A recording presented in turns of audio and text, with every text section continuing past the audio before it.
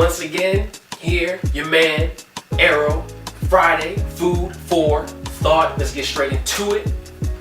Did you know that it takes 66 days to break a habit?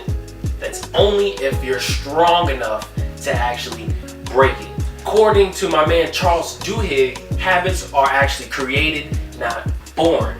His theory of habits are called the habit loop.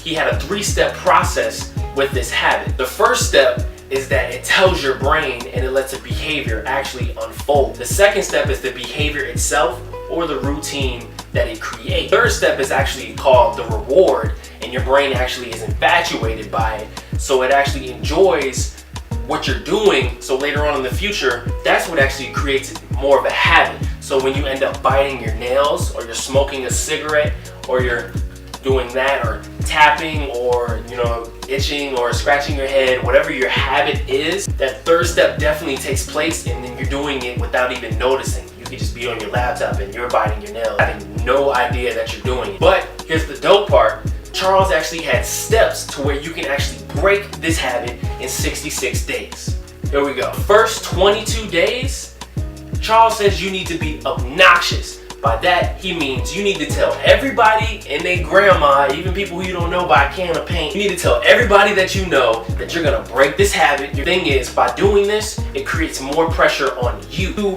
tell others what you're gonna do versus yourself.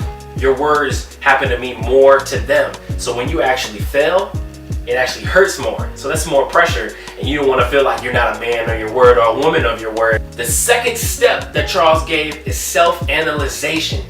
You need to understand why you are doing this. Have your why, give your reasoning. What is this new habit going to do that's going to affect your life? Is this new habit going to affect others in a positive way, or is it going to affect others in a negative way? Days 44 through 66, almost there. Charles liked to call this part finding the light. For me, at the last few days when you're almost there, I like to think of this as the make it or break it. If you don't have any self-motivation or any type of confidence, have others that tell you, yes, you can do this. Yes, you're gonna break this habit. Yes, you're on a mission. Yes, you're almost there. Let's go, let's get through it. Always see the rainbows during the storm. Day 66, you are here. You broke that habit in 66 days. You deserve it. Go treat yourself. You deserve it. You did well. Not many people can break habits in 66 days.